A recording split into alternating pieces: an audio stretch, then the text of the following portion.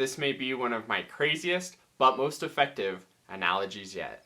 My name is Josh Gu, and after years of studying the clarinet with some of the best teachers from around the world, I am excited to be sharing my knowledge with you. So go to QuickStartClarinet.com or check the description on this video to see all of the wonderful resources I have to help you reach your clarinet dreams. And of course, subscribe to this channel for weekly clarinet and music tips and tricks. So how this works is I'm sort of combining a couple different analogies or thoughts that I use when teaching a lot, and I think when you put them together, they come together quite nicely. So the first one is this idea of that classic carnival game where you have the squirt gun and you're aiming at sort of the target and you race each other for like whoever fills it up the fastest wins the prize or whatever. That is great, a great analogy for sort of the airstream of the clarinet, where you want that air to be coming out and hitting that bullseye and having that good support there and that good focus to it.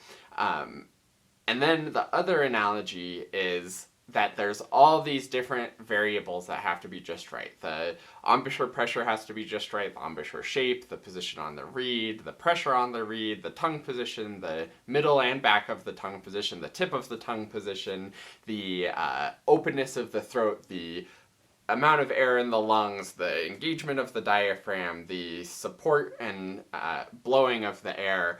All of those things need to be sort of just right to get every note sounding its best, and there's sort of a sweet spot for where those variables are that are going to sound the best. And some notes, like the Chalumeau register, has sort of a bigger margin for error, where you can have really terrible embouchure and terrible air, but the notes still come out, whereas the Altissimo has a much smaller margin for error, where you need to be sort of more in that sweet spot. And just as a quick bonus tip, I think if you can find the sweet spot where the Altissimo goes really well, and then keep all of the variables as close to that as possible throughout the whole range of the instrument, I think you'll actually get the best sound throughout the range of the instrument, and it'll be easiest to transition into the Altissimo because you won't have to be shifting and adjusting a lot. But that tangent aside, those are the sort of two analogies, and I think if you bring it together, this idea of all of these different points need to be just in the right spot, you can sort of make those their own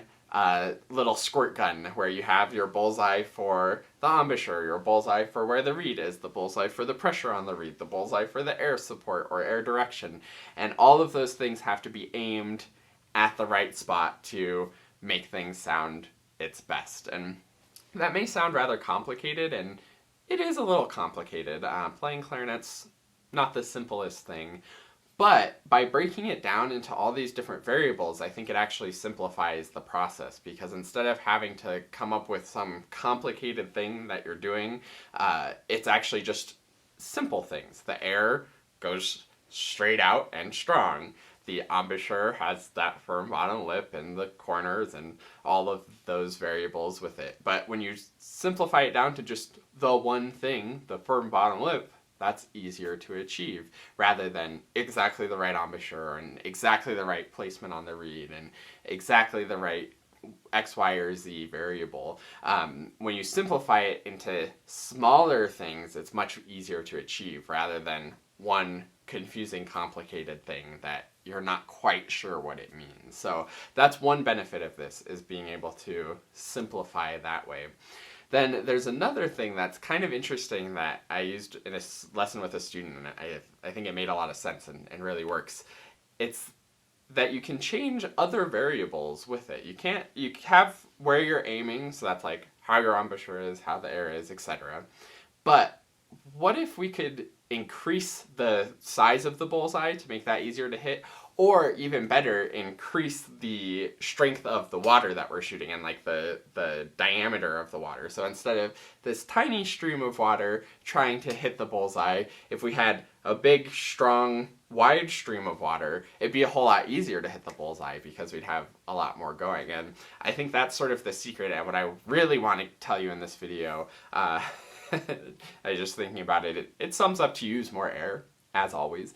But the main thing is we can actually widen that sort of stream of water and help hit all of the bullseyes by just using more air.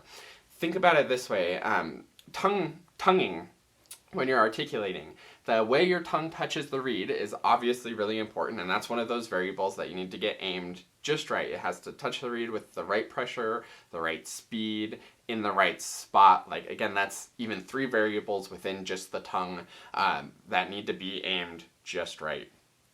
And if the tongue's too heavy or hitting too low or anything like that, it can cause thuddiness or mushiness or problems in your articulation and the sound that you're actually getting out when you articulate. But the cool thing is, if you just use more air, it makes it easier to hit all of those variables. When the air is stronger and more supportive, you can get away with touching the reed a little bit more firmly when you articulate. If your air is a little bit stronger, then you can maybe leave the tongue on the reed just a little bit longer, and the note's still going to come out really clearly. And that's actually the secret to getting a good staccato, is to have that super ultra strong air support even when the tongue's on the reed and the sound's not happening. So when you release it, the reed immediately vibrates and the sound's immediately there because the air support was already behind it. So hopefully you can see how when you use more air, it just makes all of those variables better. And you can also use this analogy when you're struggling with something. Ask yourself, like, which bullseye am I missing? Am I not supporting with the embouchure well enough? Is something about my tongue moving funny? Is the throat closing up, or is there tension there that's causing issues? When you can know all of the variables to be looking out for and simplify it down to the most basic part of that variable, then it's easy to know when it's right or when it's wrong.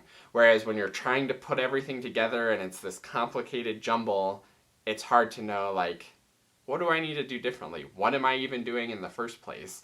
And that's sort of the secret to improving, is narrowing in on all of those little details and little variables, finding the sweet spot, and getting it to go better. So hopefully this helps, and use more air, as always, is the classic takeaway. But really, truly, try it out. When you use more air, you'll find that all these variables are easier to hit, and the more aware you are of the variables, the easier it is to improve too. So thanks so much for watching. Let me know if you have any questions in the comments. Hit the like, hit the subscribe, all that good stuff for more clarinet and music tips and tricks.